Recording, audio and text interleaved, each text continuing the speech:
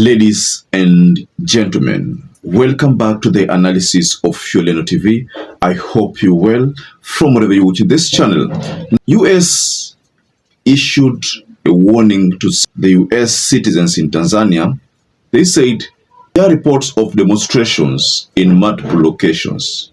US government personnel are advised to shelter in peace. This reminds me of days when the US Embassy in Kenya would issue travel alerts to Kenya and would warn citizens living in areas like Kisumu, areas like Mombasa, those hotspot areas. Especially these statements would come especially during the electioneering times. So what is happening here is that the US has monitored what is happening in Tanzania, especially with the fact that there has been there was an internet shutdown. That would mean communication was already interfered with. If there is no internet in a country right now, how do people live? You see, it's not like the days of the 50s, 40s, 30s there. But this current era, people can't live without internet.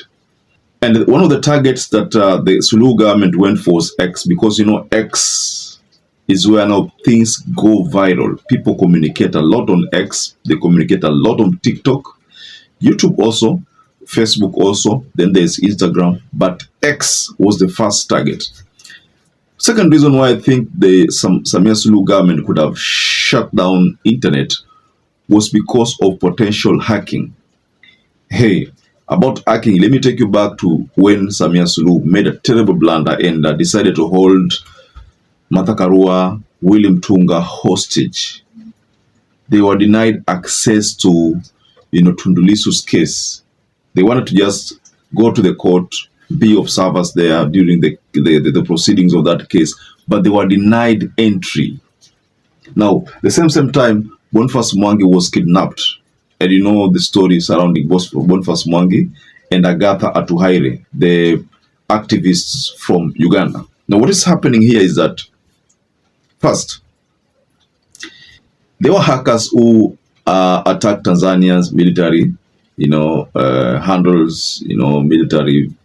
They just interfered with Tanzania. Then there was an attack on SAMIA SULUHU's page. It was attacked by hackers. That's why the best thing that the government would do to run away from such a threat was to shut down internet. So they did that. But US, after carefully observing the trend, figured that the best thing to do is to warn our people, because that was enough indication that our people are not safe. US normally gives the safety of their people #1 priority. So the best they could do was to shut down internet. But the big question is, did they achieve what they wanted to achieve with that move? Definitely no. Even though there are people who was going to use VPN connections to still establish connections. Again, that part, there was information that part was also interfered with. So when the US gives a warning to its citizens, it's because the situation has gotten out of hand. Nobody would have expected that Tanzania would also face the same situation that Kenya has been facing ever since, those days of 1992. I saw a photo that was very disturbing, whereby a police are seen to be standing and the people are being forced to sit down on the road.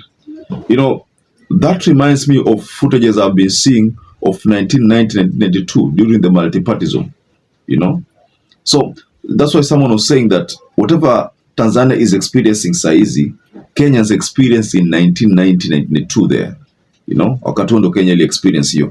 So they have started their fight for second liberation, but it's not a case of too little, too late. But it's a good timing. The timing is okay.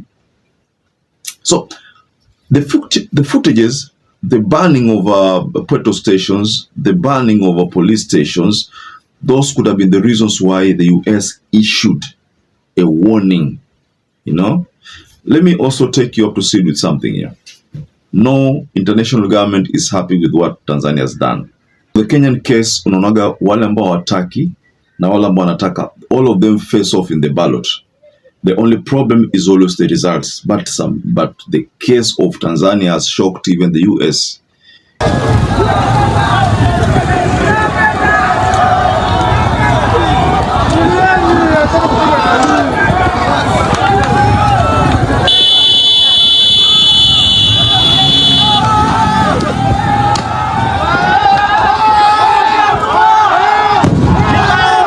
You know, Tanzania has been for very many times been regarded as a most peaceful nation, especially in the East Africa.